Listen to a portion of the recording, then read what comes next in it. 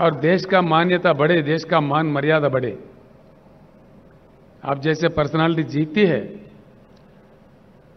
व्यक्तिगत तौर पर आपका तो पर्सनालिटी बढ़ेगा ही, लेकिन देश का मान मर्यादा और बढ़ेगा। लेकिन क्या हो रहा है इस देश में? आज जो कुछ भी हो रहा है गलत हो रहा है। जो कुछ भी किया जा रहा है गलत किया जा रहा है। ऐसे स्थिति में देश को खामोश नहीं रहना चाहिए, आवाज उठाना चाहिए, सबको एकत्रित होना चाहिए और एक परिवर्तन ऐसा वैसा नहीं, एक उच्च गुणवत्ता वाली परिवर्तन। We need to bring in a qualitative change in Indian politics. It's the requirement of the nation today. आज के हमारे जो प्रधानमंत्री है वो आज हैदराबाद आने वाले हैं, 2 दिन के लिए यहां रहने वाले हैं।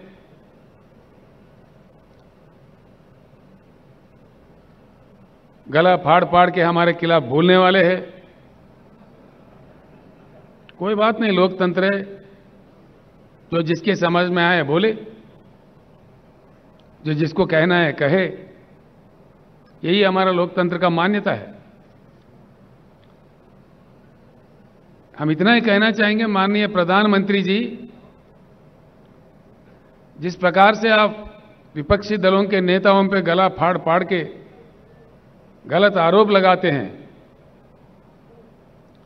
उसी प्रकार से जो संबोधित करने वाले हैदराबाद सभा को, उसमें हमारे प्रश्नों का उत्तर दीजिए।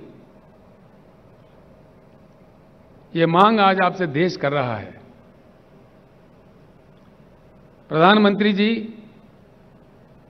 जब आप पहली बार चुने गए थे, जनता के साथ कई आश्वासन दिए थे, कई प्रॉमिसेस किए थे। एक भी, कम से कम एक भी आपका किया हुआ वादा पूरा हुआ क्या? हम जानना चाहेंगे तो किया है तो किस वादा आपने पूरा किया? एक भी, कम से कम एक भी टार्च लाइट डाल के भी ढूंढो तो नहीं मिलेगा। ये मैं ही नहीं, सारे देश कह रहा है।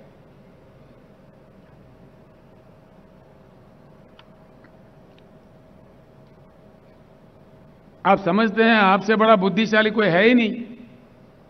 ठीक बात है। किसानों के बारे में, जो हमारे देश का बहुत बड़ा हिस्सा है, देश के अन्नदाता है, आपने कह दिया कि किसान का इनकम डबल करेंगे। डबल तो हुआ ही नहीं, खर्चा डबल हुआ जरूर। आपने जिस प्रकार से डीजल बढ़ा दिए, पेट्रोल बढ़ा दिए, बिजली का कीमत बढ़ा दिए, खाद का कीमत बढ़ा दिए, उससे इन्वेस्टमेंट डबल जरूर हो गया है। भले ही मैं हैदराबाद से कह रहा हूं कि हिंदुस्तान के हर किसान ये बात जानता है, वो उनका पर्सनल एक्सपीरियंस है। और आपने जिस प्रकार से 3 बिल लाए हैं खेती किसानी को लेकर के, 13 महीने इस देश में किसानों ने आंदोलन किया आपके सरकार के खिलाफ, आपके नीतियों के खिलाफ। आप किस प्रकार के गंदे गंदे आरोप हमारे अन्नदाताओं पर लगा रहे थे। आपने तो उनको उग्रवादी कह दिया, खालिस्तानी कह दिया, जो आपके मन में आए मनमानी कह दिए। आपके मंत्रियों ने आंदोलनकारियों पे जीप चढ़ाए, कार चढ़ाए, मार दिए, हत्या भी किए। और उस दौरान 700 किसान वीर गति पाए। आंदोलन लड़ते लड़ते 700 किसान का मृत्यु हुआ। आपको इस चीज का एहसास ही नहीं है।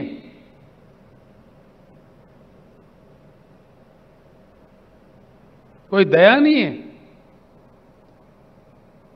क्या ये सच नहीं कि 700 किसान मारे गए? यहां से मैंने ऐलान किया था यशवंत जी,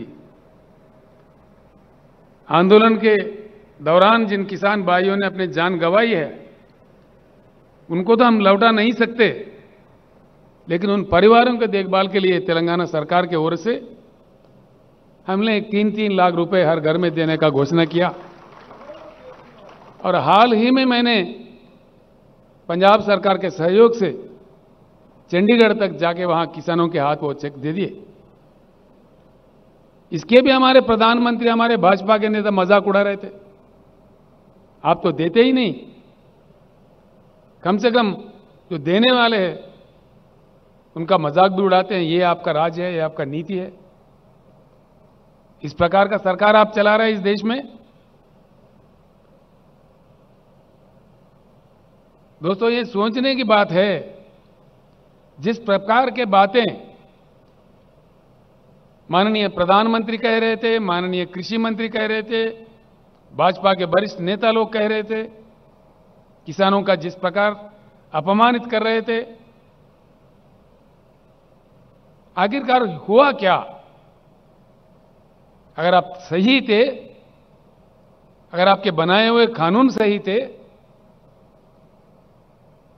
आखिर हुआ क्या? सारा देश के सामने आपको सर झुका के किसानों को माफी मांगना पड़ा। आपने माफी मांगा? ये तो प्रधानमंत्री का आदत है, चुनाव के वक्त है मीठी मीठी बातें, चुनाव गुजर गया तो झूठी झूठी बातें। ये देश देख रहा है, देश महसूस कर रहा है। अगर आप सही थे तो फिर किसानों को क्यों माफी मांगा? आपके बनाए हुए कानून क्यों वापस लिए? और उसके बाद में किसानों को जो आश्वासन आप दिए थे, क्या हुआ? आज तक कोई बात ही नहीं है। किसान आपको कोई सोना हीरा थोड़ी मांग रहा है। किसान, देश के किसान, किसान अपने उगाए हुए पैदावारी का मोल मांग रहे हैं, मिनिमम सपोर्ट प्राइस मांग रहे हैं, एक इज्जतदार जिंदगी मांग रहे हैं।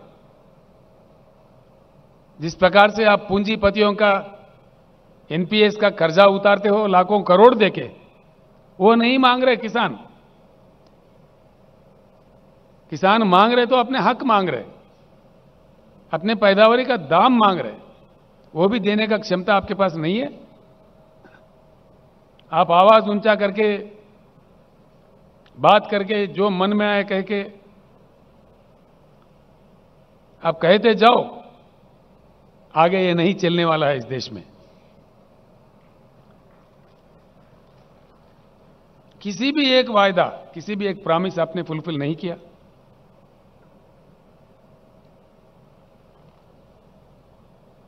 आप जो अपने आप का तारीफ करते हो, हर चीज में देश का मान मर्यादा खत्म होते जा रहा है। आपका तानाशाही दिन ब दिन बढ़ते जा रहा है, जो देश के लिए खतरा है। मैं इसीलिए सबसे हमेशा कहते आ रहा हूं और आगे कहेंगे भी कि राजनीतिक परिवर्तन से इस देश में कुछ बदलने वाला नहीं है, कुछ बदलाव होने वाला भी नहीं है। राजनीतिक परिवर्तन होगा, जरूर होगा, कोई परमानेंट नहीं है। मोदी जी से पहले भी कई प्रधानमंत्री बने। तो जनता जिसको मौका देता है सेवा करने का, करके अपने रोल निभा के चले जाते हैं। मोदी जी, मुझे लगता है कि एक भ्रम में है कि हम ही परमानेंट है। कोई परमानेंट नहीं है, ये अननेचुरल है। इस देश में लोकतंत्र है, इसलिए परिवर्तन कभी भी संभव है, असंभव नहीं है। क्या चला रहे हैं आप? देश में क्या हो रहा है? किस प्रकार का नीतियां अपनाया जा रहा है?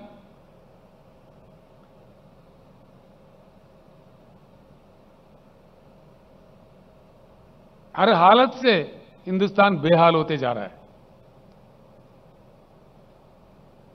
किसान परेशान, बेरोजगार नौजवान परेशान, उद्योगपति परेशान, इन्फ्लेशन बढ़ रहा है, प्राइस राइज हो रहा है एसेंशियल कमोडिटीज का। आपका एडमिनिस्ट्रेशन का गुणवत्ता क्या है? क्या नतीजा मिला है इस देश को? Gross misuse of all constitutional bodies, gross misuse दिन ब दिन देखने को मिलता है इस देश में। आप हावी है, आप प्रहार कर रहे हैं। जो आपके विरोध में बोलता है उनको सताया जाता है। लोकतंत्र का खात्मा कर रहे हैं आप, लोकतंत्र का हत्या कर रहे हैं। राज्यों के सरकार को गिराने में आप व्यस्त है। अब तक नौ सरकारें आपने गिराई है, यह आपके रिकॉर्ड में है।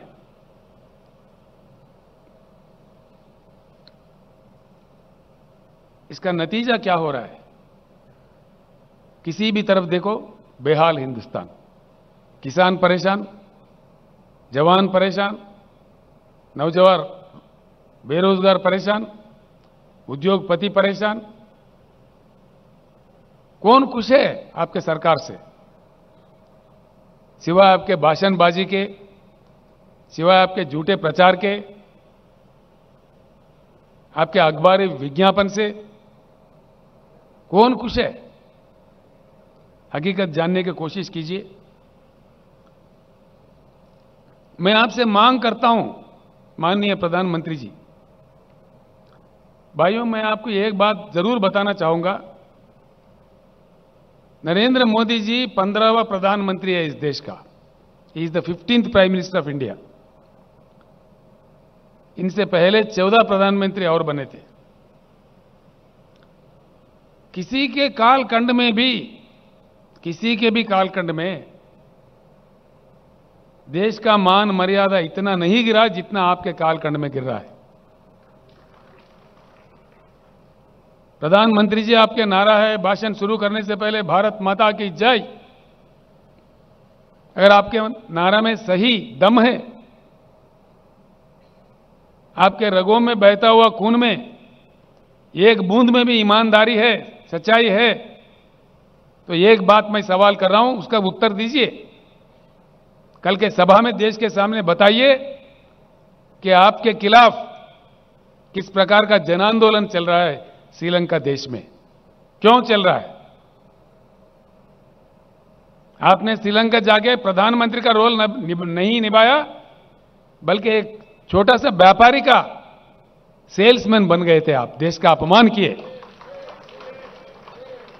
नतीजा, श्रीलंका का जनता टूट पड़ी है श्रीलंका के रोडों पे। यह शोभा देता है हमारे देश को? अंतर्राष्ट्रीय स्तर पर देश को सर झुकाना पड़ रहा है आपके कारनामों की वजह से। क्या यह सच नहीं है? आपके मंत्री लोग, आपके प्रवक्ता लोग, आप खुद भी गला फाड़ फाड़ के बड़े ऊंचे आवाज में बोलते हो, क्यों चुप्पी साधे हुए है श्रीलंका के मामले में? कोई सरकारी प्रवक्ता अपना मुंह क्यों नहीं खोल रहा है? और आप अपने आप में, खुद में क्यों नहीं बोल रहे इस बात में? क्यों चुप्पी साधे हुए हो? क्या वजह है इसके? और इससे बड़ी चीज क्या हो सकता है? श्रीलंका पार्लियामेंट कमेटी के सामने श्रीलंका इलेक्ट्रिसिटी बोर्ड के चेयरमैन बयान दिया दुनिया के सामने खुलेआम कि भारत के प्रधानमंत्री के दबाव के कारण हमने ये कॉन्ट्रैक्ट किसी हिंदुस्तानी व्यापारी को दिया। ये क्या देश का इज्जत बढ़ाएगा? किसी भी आपसे पहले आए हुए, बने हुए किसी भी प्रधानमंत्री जी के कालखंड में ऐसे आरोप भारत पर नहीं लगे।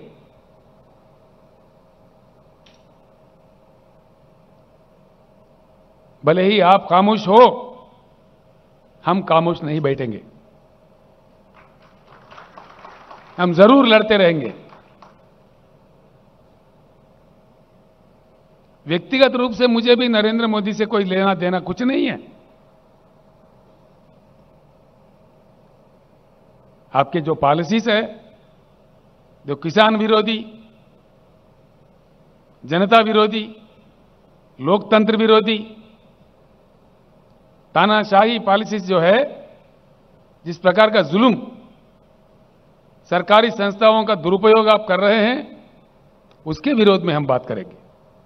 पॉलिसीज पे हम बात कर रहे हैं। अगर आप ईमानदार है, सच्चे हैं, तो कल के पब्लिक मीटिंग में हैदराबाद से ही भारत के जनता को उत्तर दीजिए। बताइए साफ साफ क्या हुआ श्रीलंका में, यह हम आपसे पूछ रहे हैं।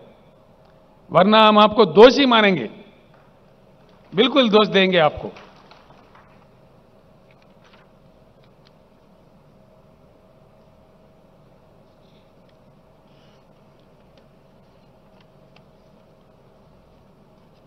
आपका और एक नारा था जब आप प्रधानमंत्री बने थे, मेक इन इंडिया। मैं पूछ रहा हूं माननीय प्रधानमंत्री जी, कुछ नतीजा मिला इसका? आपके डर से, आपके रवैया से, आपके नीतियों से पूंजीपति अपने निवेश को वापस लेकर देश से भाग रहे हैं। भूतपूर्व केंद्रीय सरकारों के गलत से पहले हमारे देश से बहुत सारा ब्रेन ड्रेन हुआ। अब आपके कालखंड में आज निवेश का ड्रेन हो रहा है। लाखों करोड़ विथड्रा करके विदेशों में जा रहे हैं। मेक इन इंडिया में लोग नहीं आए, मेक इन इंडिया में कुछ नहीं हुआ। ये तो झूठ था, बिल्कुल झूठ, सफेद झूठ। हुआ ही क्या है?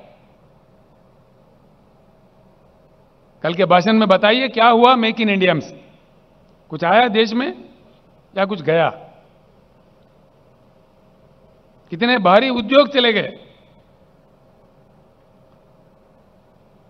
कितने श्रमिक रोडों पे आ रहे हैं आपके गलत नीतियों के कारण से। तुलना कीजिए, अगर आपके पास बुद्धि की कमी है तो सीख सकते हैं। हमारे बगल में हिमालय के उस पार रहने वाले चाइना में क्या हुआ? वहां बातें कम, काम ज्यादा, अच्छा नतीजा। यहां हमारे पास बातें ज्यादा, काम कुछ नहीं, गलत नतीजा। मेक इन इंडिया को लेके चाइना में किस प्रकार का क्रांति आया, कितने उद्योग आया, कितने निवेश आए। माओ साहब के दौर तक चाइना गरीब से गरीब था, उनका जीडीपी हमसे कम था। आज 16 ट्रिलियन इकोनॉमी से, 16 ट्रिलियन डॉलर इकोनॉमी से चाइना है। आपने देश का मजाक उड़ा दिया 5 ट्रिलियन इकोनॉमी का ख्वाब दिखा के। 5 ट्रिलियन ही मजाक था। अपने आप में हासिल होने वाला प्रगति को आपने आपका प्रचार कर लिया 5 ट्रिलियन इकोनॉमी का। खैर ठीक है, वो 5 ट्रिलियन में भी पहुंचेंगे हम लोग। आज कहां पे है हम लोग? हमारे से बुरा हाल रखने वाला चाइना, हमारे से कम जीडीपी रखने वाला चाइना, हमारे से कम कल्टीवेबल एरिएबल लैंड रखने वाला चाइना आज कहां है? 16 ट्रिलियन इकोनॉमी से आज हम कहां हैं? 3.1 ट्रिलियन डॉलर पे है हम लोग आज। इसी रफ्तार से अगर हम चले, आपके बताए हुए 5 ट्रिलियन पे भी पहुंच पाएगा हिंदुस्तान? कभी नहीं, यह असंभव है। आपके कालखंड में तो देश में हर चीज गिर गया। जीडीपी क्रैश, ये मेरा नहीं, सरकारी फिगर से इन्फ्लेशन बढ़ता, जीडीपी गिरता, प्राइस राइज तो आप कंट्रोल नहीं कर पाते। फिर किस चीज के आप कंट्रोल कर पा रहे?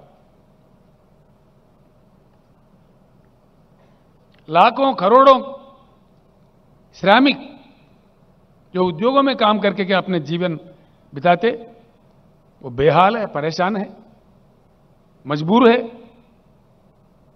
आंदोलन कर रहे हैं और आप उसका अपमान करने में व्यस्त है।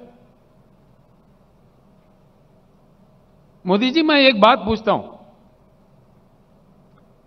100 साल के लिए, 100 साल के लिए उपयोग करने के लिए हमारे देश में भगवान हो या प्रकृति हो, दिया हुआ संपत्ति है कोयला, 100 साल के लिए। और भी जियोलॉजिकल सर्वे से और भी निकल रहा है, हर साल 5 मिलियन टन से लेकर 5,000 मिलियन टन से लेकर 10,000 मिलियन टन का कोयला निकालता है जब सर्वे करते हैं। एक चीज बताइए, इतनी संपत्ति, इतने नेचुरल रिसोर्स हमारे पास रखते हुए आज विदेशों से आप कोयला क्यों मंगा रहे? दीजिए, कल उत्तर दीजिए, कल आपके भाषण में कहिए, ताकि देश जाने क्या मजबूरी है।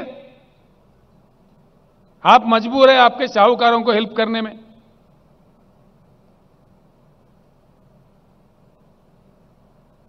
आप तो है मजबूर, राज्यों के सरकार पे दबाव डाल रहे, हुकुम पे हुकुम दिए जा रहे कि 10% इंपोर्टेड कोयला इस्तेमाल करो, वरना तुम्हारे कोल इंडिया से कोल सप्लाई बंद किया जाएगा। ये क्या दादागिरी है, जबरदस्ती है? ये लोकतंत्र का मान मर्यादा है? यशवंत जी, मैं आपके सामने रखना चाह रहा हूं, हमने इनकार कर दिया, आप जो मर्जी कर लो, क्योंकि हमारा एक इतिहास है, कोल इंडिया के अलावा हिंदुस्तान में एक ही राज्य है जिसके पास एक कोयला खाना है, उसका नाम है सिंगरेनी कालरीज। हमने कहा हमारे खुद का कोयला है तो हम क्यों ले? हैरत की बात यह है, हिंदुस्तान का कोयला 4,000 के अंदर एक टन मिलता है। मोदी जी का जो कोयला है 25 से लेकर 30,000 का मिलता है, 4 गुना 5 गुना ज्यादा दाम देके, क्योंकि इनका दोस्त है एक साहूकार, वो इंपोर्ट करता है। इसीलिए मैं आपको टाइटल दे रहा हूं कि आप प्रधानमंत्री का काम नहीं कर रहे हो, आपके साहूकार दोस्तों का सेल्समैन बन के काम कर रहे हो। हां, बिल्कुल।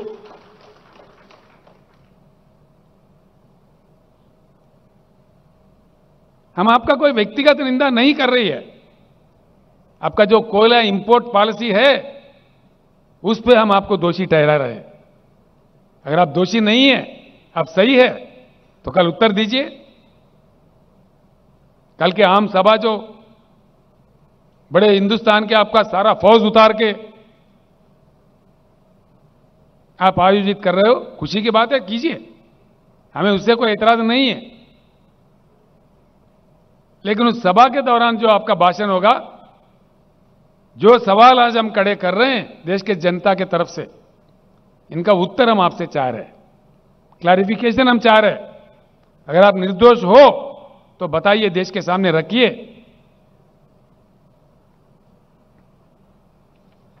मेक इन इंडिया, नए उद्योग तो नहीं आए, जो ऑलरेडी है हमारे पास वो भाग रहे। फिएट कंपनी चला गया, फोर्ड कंपनी चला गया, जनरल मोटर्स चला गया, डाटसन चला गया, यूनाइटेड मोटर्स चला गया, हार्ली डेविडसन चला गया। क्या ये सच नहीं है? यह है मेक इन इंडिया का नतीजा? ये तरीका है देश चलाने का? इन चीजों से देश का विकास होगा? विकास नहीं, सत्यानाश होगा। अगर ये माहौल ऐसे ही बने रहे, पूंजीपति अपने निवेश को विथड्रॉ करे, हमारे देश से इंडस्ट्री भाग रहा है, निवेश का ड्रेन हो रहा है, हम स्पेक्टेटर बने रहेंगे, देश का सर्वनाश होगा। बड़ा ही दुख होता है, हो क्या रहा है और प्रचार क्या किया जा रहा है। ये कितनी गलत बात है। हमारे इतने विशाल देश है, विशाल जनता है, 140 करोड़ पे पहुंच रहा है हमारे पॉपुलेशन। इनके साथ जो आप खिलवाड़ा कर रहे हो, मजाक कर रहे हो, ये देश के हित में अच्छा नहीं है, बिल्कुल गलत है। आपने एक भी बात निभाया क्या? आपने कह दिया काला धन वापस लाएंगे, आया क्या मोदी जी? अगर आया तो कहां आया? अरे आखिर हम जानना चाहते हैं कितना काला धन वापस आया भाई।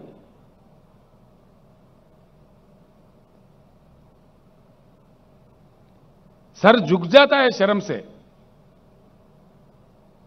सरकारी आंकड़े बताते हैं कालाधन डबल हो गया, दुगना हो गया।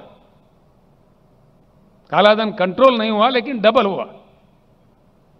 स्विस बैंक से पैसे नहीं आए, मोदी जी के कालखंड में दुगना हो गए, डबल हो गए। ये रिपोर्ट्स है, ये हमारे आरोप नहीं है, हकीकत है। ये सारे देश और दुनिया जानता है कि यही विकास है, यही आपका महान कार्यकर्ता है।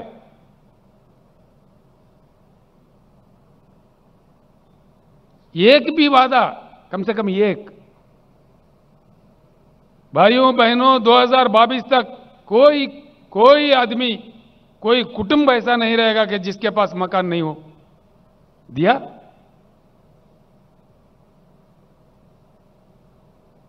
हम तो 2022 में आ गए, मोदी जी अभी नहीं पहुंचे 2022 में। बड़ी अजीब बात है।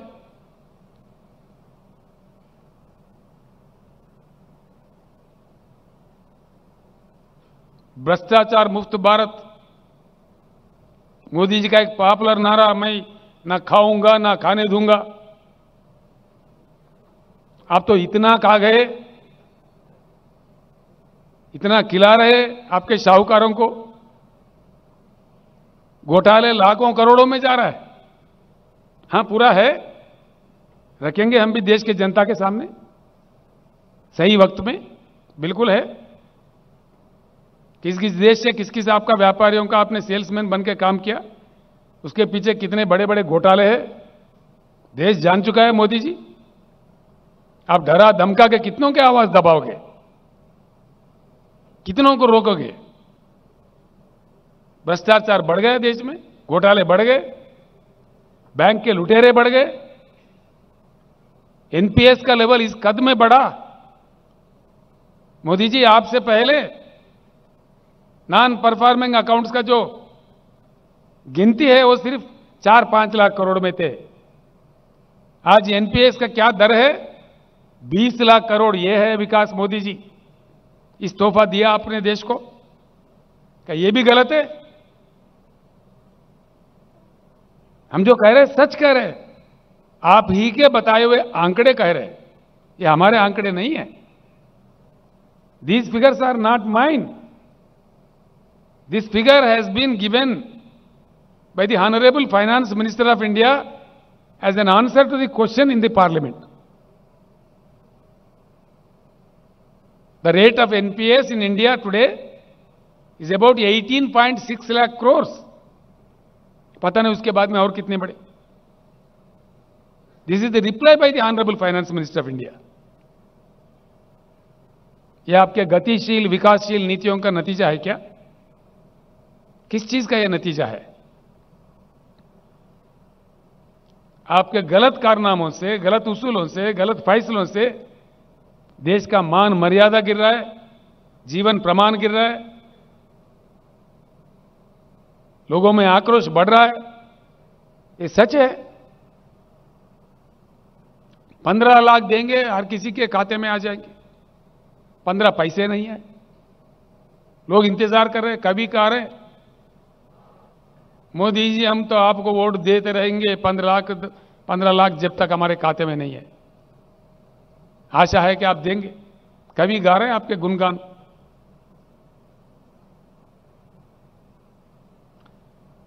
किसी भी वादा उद्योगपतियों के साथ, छोटे उद्योगों के साथ आपने जो वायदा किया, एमएसएमई को 1 घंटे के अंदर लोन देंगे, महीनों भर भी इंतजार करें, नहीं मिलता। बस आपका वादा रह गया। मोदी जी, आप जब रुपया गिर रहा था, जब माननीय मनमोहन सिंह जी प्रधानमंत्री थे, आप अपने गला फाड़ फाड़ के बोल रहे थे।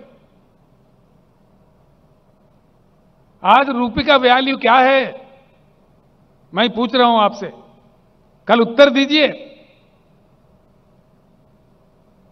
भारत के इतिहास में पहली बार सबसे नीचा वैल्यू किसी प्रधानमंत्री के समय में नहीं हुआ। यह भी आपको शोभा देता है प्रधानमंत्री जी?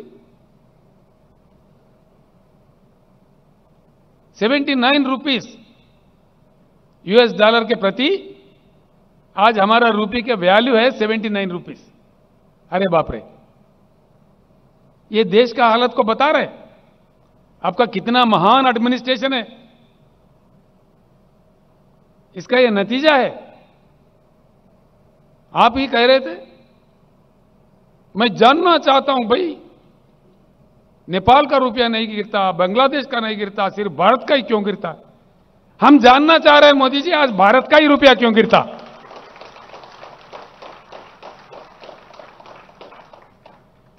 हम भी आज जानना चाह रहे हैं, देश जानना चाह रहे हैं। किसी प्रधानमंत्री के समय में इतना नीचे नहीं गया रुपये वैल्यू जितना आपके समय में जा रहा है। और फिर भी आप बोलते हैं आपका ढोल बजाओ।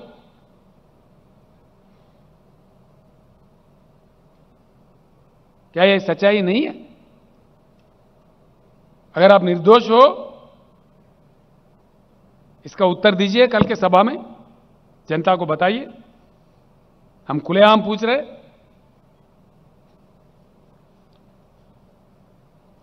न मकान दिए, न दुकान दिए, न वादा किया गया पैसे दिए, न नौकरी दिए। 2 लाख 2 करोड़ नौकरियां हर साल। अब हैरत की बात यह है, नया तो नहीं मिले, लेकिन जिस कदर आप प्राइवेटाइज कर रहे हैं, एलआईसी जैसे संस्था को भी बेच रहे, नवरत्ना को भी बेच रहे, लोगों को रोड पे लाया जा रहा है। नया तो नहीं मिले, लेकिन है जो मौजूदा है वो भी जा रहा है। ये मेरा बात नहीं, सारे देश ये बात जानता है।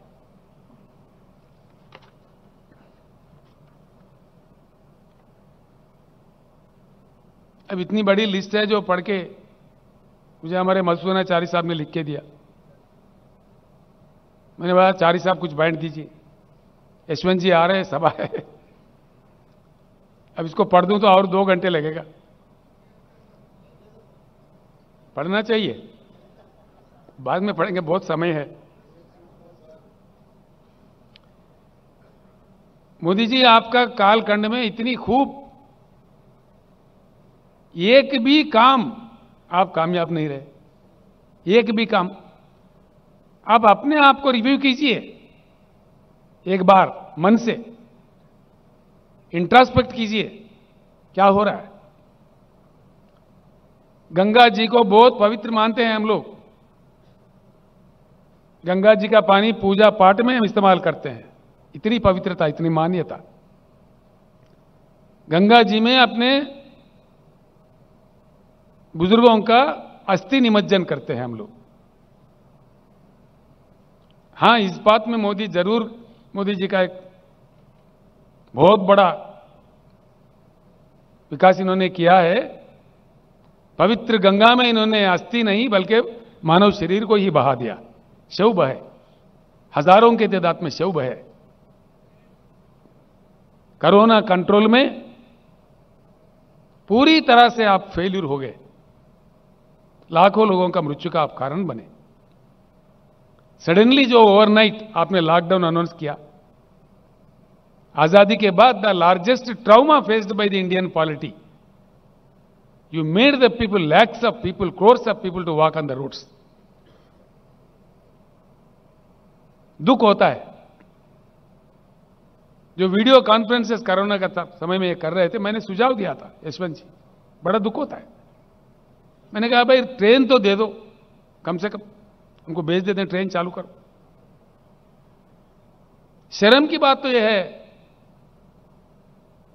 उतने गंभीर समस्या जनता फेस कर रही थी, दुखी थी जनता।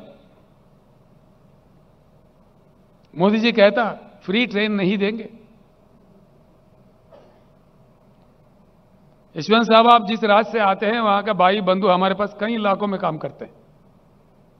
लाखों लोग बिहार से, झारखंड से, बंगाल से, उत्तर प्रदेश से, तेलंगाना में काम करते हैं, कईयों फील्ड्स में।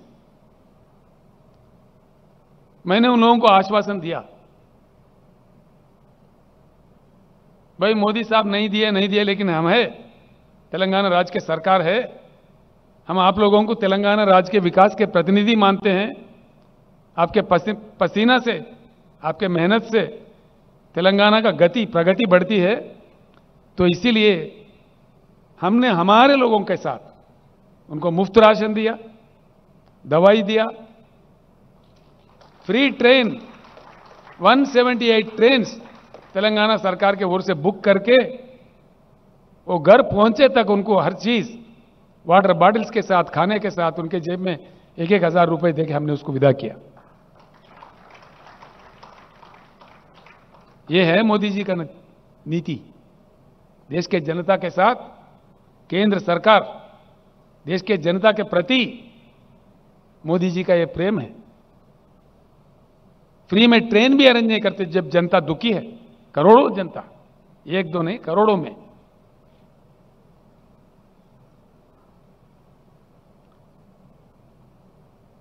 हर चीज, हर पॉलिसी देश को नष्ट कर रहा है।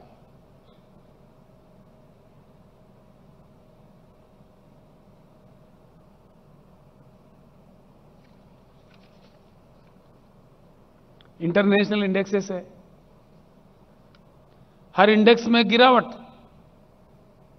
पहले से बुरा हाल, बद से बदहाल, बद से बदतर होते जा रहे हैं। ह्यूमन डेवलप इंडेक्स में हमारे स्थान 80 पर था, माननीय मोदी जी के कालखंड में 131 पे पहुंच गए। यह आपका मिसरूल का नतीजा है। हंगर इंडेक्स में हमारे भारत का स्थान 63 था। आज मोदी जी की बदौलत, मोदी जी के महान कार्यकारिता का निशाना है, हम 101 पे पहुंच गए, from 63 to 101। Individual rights, fundamental rights, Hindustan का जगह 85 था, 85, आज हम पहुंच गए 119। यहां पे भी गिरावट। बेरोजगारी ever highest in the history. Modi ji आने से पहले इसका दर, इसका percentage, it was at 5.6% unemployment in the country. Today it is, महान मोदी जी के महान एडमिनिस्ट्रेशन का नतीजा यह है, ever high in the country, 8.1% पे पहुंच गया अनएम्प्लॉयमेंट रेट। ये भी आंकड़े हमारे नहीं है। प्रेस फ्रीडम, भारत का स्थान 131 था, आज 142 पे पहुंच गया। और आपने बड़ा मेहनत करके मोदी जी, गोदी मीडिया भी आपने सृष्टि किया भारत में, तो सारा देश जानता है।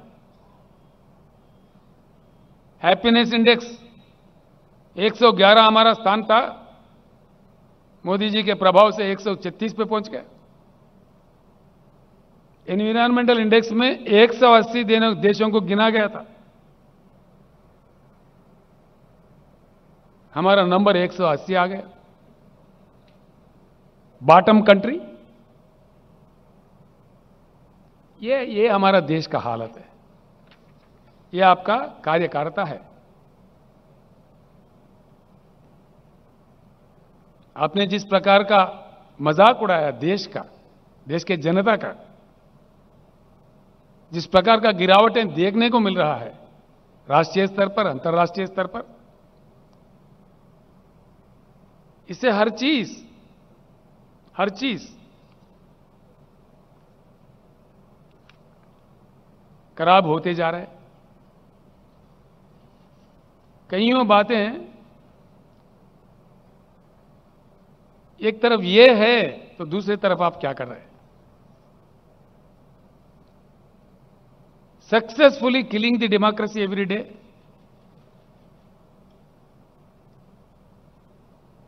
Successfully killing the federal system of India. राज्यों के सरकार को सताना, जो इनके बात नहीं मानते उनको गिराना, इतने महान लोग हैं। ये एक आश्चर्यजनक बात है सर, आश्चर्यजनक।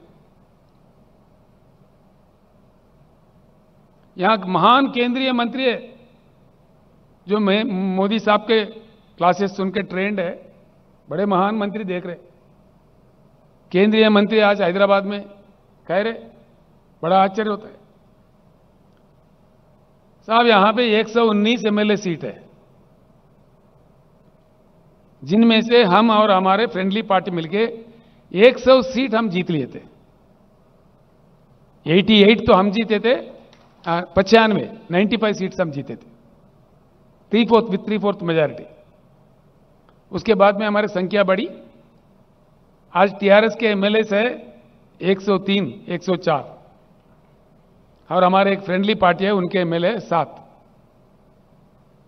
और माननीय केंद्रीय मंत्रीगण जो हैदराबाद में बैठे हुए हैं वो कह रहे हैं महाराष्ट्र में जैसा सरकार गिरा है तेलंगाना में देखने को मिलेगा, तेलंगाना सरकार भी गिराएंगे।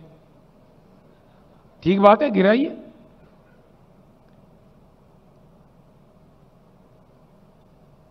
हम भी इंतजार कर रहे हैं उस बात का, ताकि हम फ्री हो जाए, आपको दिल्ली से उतार देंगे।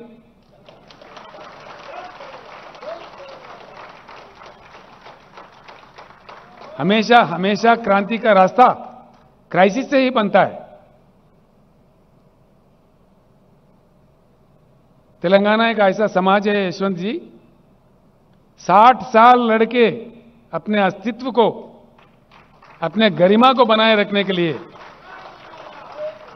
तेलंगाना का जनता ने 60 साल लड़ी है, आखिरकार अपने बलबूते अपने राज हासिल करके आज आगे बढ़ रहा है, आप सब लोगों के आशीर्वाद से।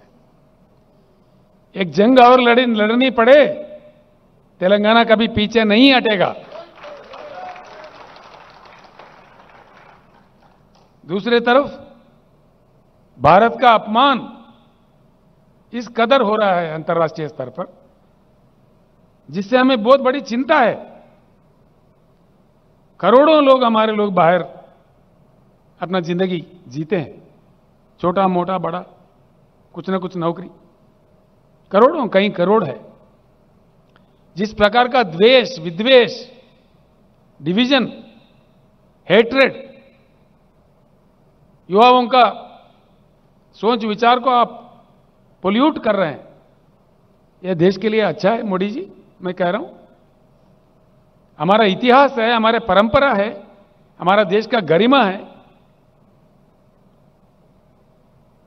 सहनशील देश है, हमारे सहिष्णुता है, हमारा संस्कार रही है। जीवो और जीने दो। आप आधा पेट खाओ लेकिन अगला को खिलाओ। शास्त्री जैसा महान नेता उपवास रखने के लिए कहा, सब देश के लिए, देश के गरीबों के लिए। जो अमीर लोग हैं हफ्ते में एक बार का खाना बंद करके गरीबों को दो। ऐसे महान नेता थे। आज किस प्रकार के नेता हम देख रहे हैं? इधर खुदवाई करो, उधर खुदवाई करो। यह है देश भारत। किस भारत का सपना आपने बताया चुनाव के दरमियान, और किस प्रकार का नजारा आप आज दिखा रहे हैं? आपका प्रदर्शन किस प्रकार का विष द्वेष, जो अंतर्राष्ट्रीय स्तर पर हम गिर रहे हैं, भारत देश का अपमान हो रहा है, जो आगे के लिए अच्छा नहीं है। It's not at all good for the country. बिल्कुल। Democracy is killed, federalism is killed. कानून बदल के, रास्ते बदल के, राज्यों के पैसे छीन लो, टैक्स को सेस में बदलो। यशवंत जी, करीब 30 लाख करोड़ जिनमें से राज्यों को हिस्सा देना था टैक्स, इन्होंने टैक्स को नाम दिया सेस। आप जानते हैं, you know it very well, because you are the great finance minister of India. You know the insights. करीब 30 लाख करोड़ अकेले ही ले लिए।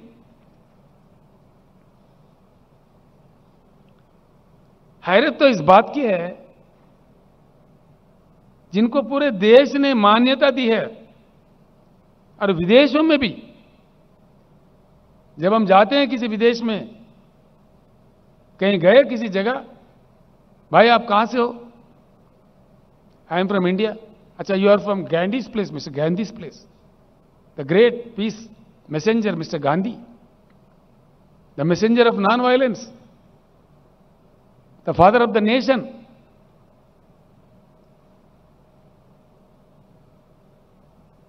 अरे आपका इतना मतलब impatience, father of the nation को भी आप लोग अपमानित करते हो। Father of the nation.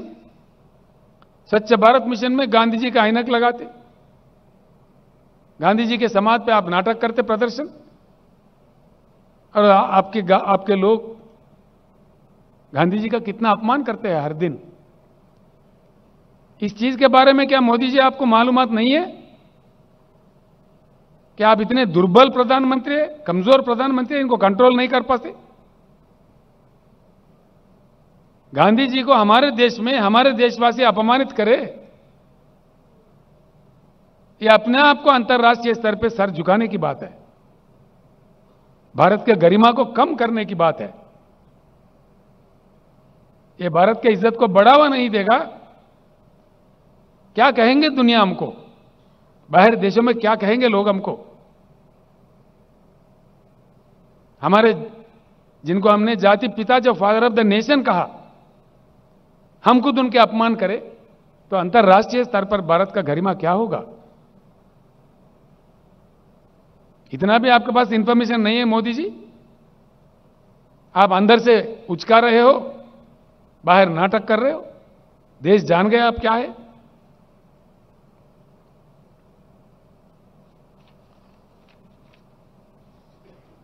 Unwanted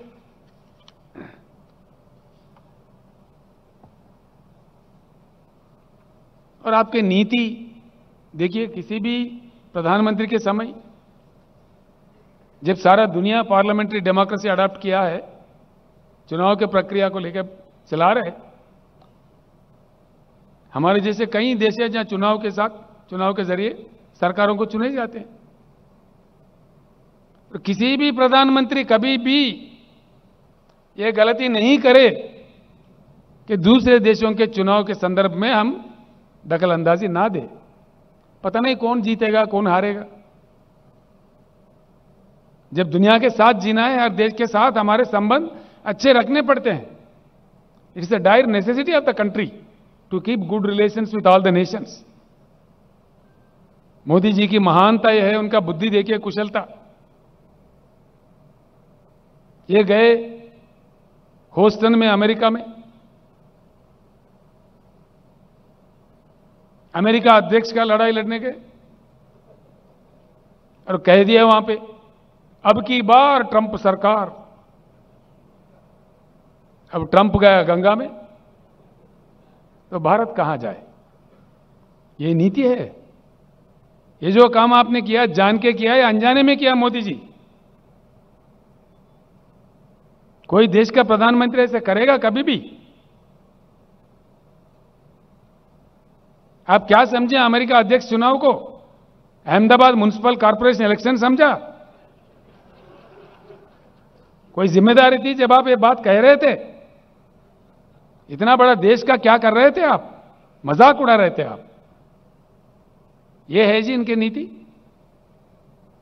ये है हमारे देश के महान प्रधानमंत्री जो गला फाड़ फाड़ के बोलते हैं, धूम धूम मचा देते हैं छोटी छोटी बात पे। बताइए, आपने कहा कि नहीं कहा आपके ह्यूस्टन के सभा में? अगर कहा तो क्यों कहा? मैं तो डिमांड करता हूं, देश से माफी मांगिए आप। हां, बिल्कुल डिमांड करते हैं। जो अपने भारत के गरिमा को कम किया है,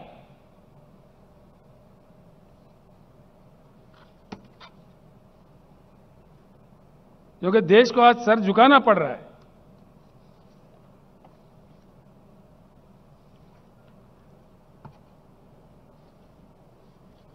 आखिर में ही एक बात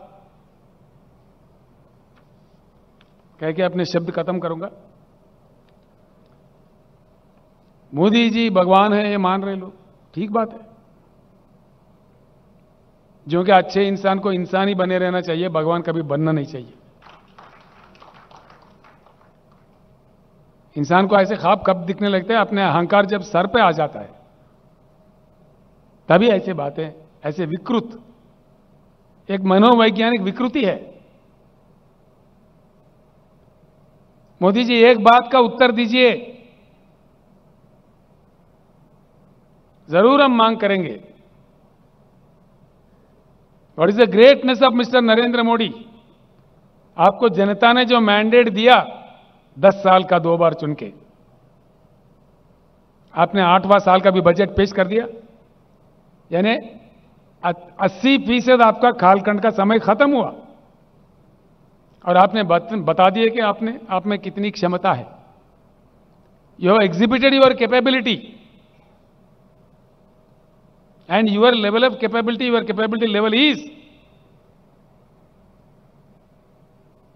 देश में 70,000 टीएमसी पानी की उपलब्धि है। आप कम से कम पीने का पानी भी फराहम नहीं करें जनता को। और शर्म की बात यह है, पीने का पानी देश के कोना कोना तो छोड़ो, देश के राजधानी दिल्ली में भी आप पानी नहीं दे पा रहे। यह आपकी मान्यता है। दिया आपने? हाल ही में मैं जब दिल्ली गया, वहां के लोग रो रहे थे। जो पीने का पानी नहीं देने वाला प्रधानमंत्री है, बड़ी बड़ी बातें करते हैं। पीने का पानी, क्या यही हिंदुस्तान का किस्मत है? आप ना बिजली दे सकते हैं और ना पीने का पानी दे सकते हैं। देश में उपलब्ध सहज रिसोर्सेस को एक्सप्लॉइट करके देश के जनता को नहीं दे सकते हैं। क्या दे सकते हैं? सिर्फ भाषणबाजी, द्वेष, विद्वेष, विपक्षियों का अपमान, सरकारी संस्थाओं का दुरुपयोग, सिवाय इसके क्या मिला है इस देश को? लिहाजा भाइयों, हम सब लोग मिलकर तेलंगाना की लड़ाई लड़े थे लोकतंत्र के आधार पर। खैर समय लगा, लेकिन हमारे मेहनत का फल हमें मिला। मैं आप लोगों से यशवंत सिन्हा का जो कद है, जो एक उत्तम नेता है इस देश का, सिन्हा जी, उनका समर्थन करने का इस सभा में मैं फिर एक बार आप लोगों से अनुरोध करता हूं, एक नए भारत को, अच्छे भारत को, ईमानदार भारत को बनाने के लिए फिर एक जंग हमें लड़ना पड़े। हम आज से ही शुरू करते हैं। मैं धन्यवाद देता हूं हमारे हैदराबाद शहर के नेताओं का, यहां के मंत्री, यहां के हमारे पार्टी के अध्यक्ष गोपीनाथ जी का, रंगारेड्डी मेडचल जिले के भी अध्यक्षों का और मंत्री लोगों का, विधायकों का मैं धन्यवाद देता हूं कि जितना शानदार प्रदर्शन आपने किया है। आज हैदराबाद में लोकतंत्र खिला है। The test of democracy have shown in Hyderabad today. The wonder is that the spirit of democracy is still alive in India. एक नहीं बल्कि 1 लाख मोदी भी लोकतंत्र का, हमारे देश का लोकतंत्र का गला नहीं घोट सकते। इस प्रदर्शन से आज हमने हिंदुस्तान को यही बता दिया, जिसका मुझे गर्व है। I am thankful to all of you. जिस प्रकार का प्रदर्शन आज आपने किया है, I am very very thankful to you. आगे चल के भगवान से हम प्रार्थना करते हैं कि एक अच्छे भारत बने,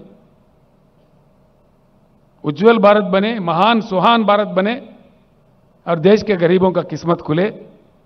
फिर एक बार हम सबके तरफ से माननीय यशवंत सिन्हा जी का हृदय से मैं स्वागत करते हुए उनका जीत का मनोकामना करते हुए मैं अपने शब्द वापस लेता हूं। धन्यवाद।